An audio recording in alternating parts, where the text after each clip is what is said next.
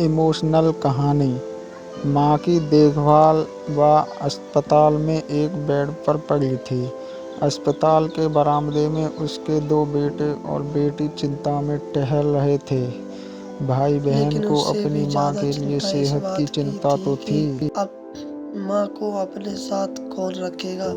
जब तक माँ स्वस्थ भी वह इन तीनों से अलग अपने पुराने घर में रहती थी, लेकिन अब ऐसा करना खतरे से खाली ही नहीं होता और ऐसा करना समाज में तीनों बेटे बेटियों का नाम भी खराब होता। लोग कहते कि देखो कैसी औलादें हैं, बीमार माला को अकेले रहने के लिए छोड़ दिया।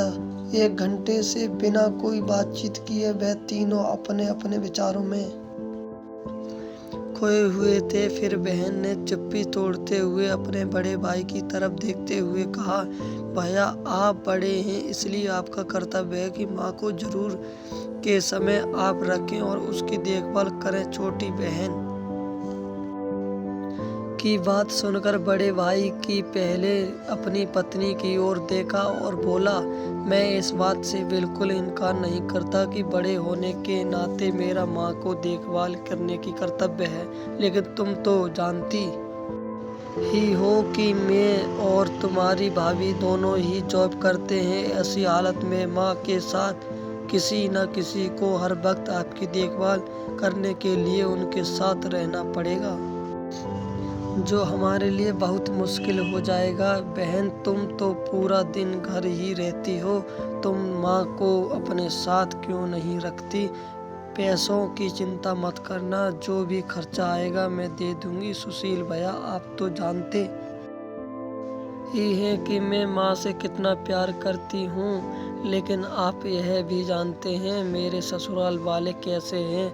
मैं यह बिल्कुल बर्दाश्त नहीं कर पाऊंगी कि कोई मेरी माँ को और मेरे भैयाओं को भला बुरा कहे, इसलिए अच्छा यही है कि माँ को अनिल भाई के यहाँ रखा जाए। बड़े भाई सुशील के भी छोटे भाई अनिल के यहाँ माँ को रखने के लिए सहमति जताई। आप यह कैसी बातें कर रहे हो?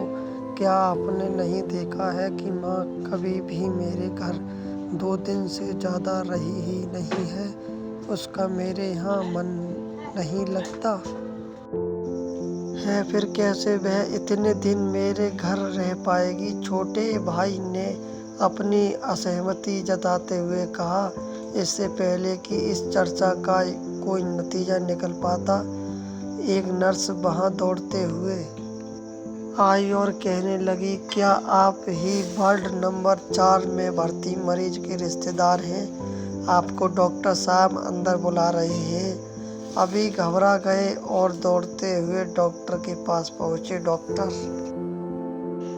ने उनसे हाथ जोड़कर हुए कहा, सॉरी मैं आपकी माताजी को नहीं बचा पाया। डॉक्टर की इस खबर ने सबके चेहरे पर झूठी मूठी दुख की परत वो चढ़ा दी, लेकिन सभी के दिल के किसी कोने में इस बात की खुशी भी छुपी हुई थी कि अब उन्हें माँ को नहीं संभालना पड़ेगा और माँ की वजह से उन्हें परेशान नहीं होना पड़ेगा। दोस्तों, छोटी सी यह इमोशनल कहानी समाज का सत्य है। यहाँ लोग ऊपर से जो दिखाते हैं वह अंदर से नहीं होते। जो माँ बाप अपने 4-4 बच्चों को बिना किसी शिकायत के बड़ी आसान से संभाल पाते हैं, आगे चलकर जरूर पढ़ने पर यही 4 बच्चे मिलकर भी उन्हें नहीं संभाल पाते या नहीं संभालना चाहते। बच्चों को यह बात नहीं भूलनी चाहिए, जैसा वह बोएंगे वैसा ही तो काटेंगे।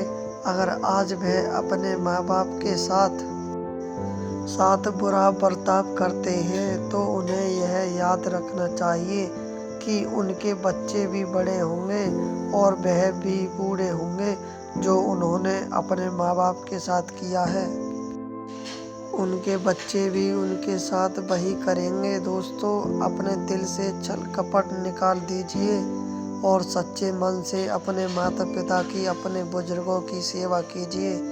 आपने इस कहानी को पूरा पढ़ा, इसका मतलब है आपको ऐसी इमोशनल कहानियाँ पसंद है। आप हमारी इमोशनल कहानियों के संग्रह पर क्लिक करके और भी कहानियाँ पढ़ सकते हैं। चैनल को सब्सक्राइब करें। आर के स्टोरी डायरी।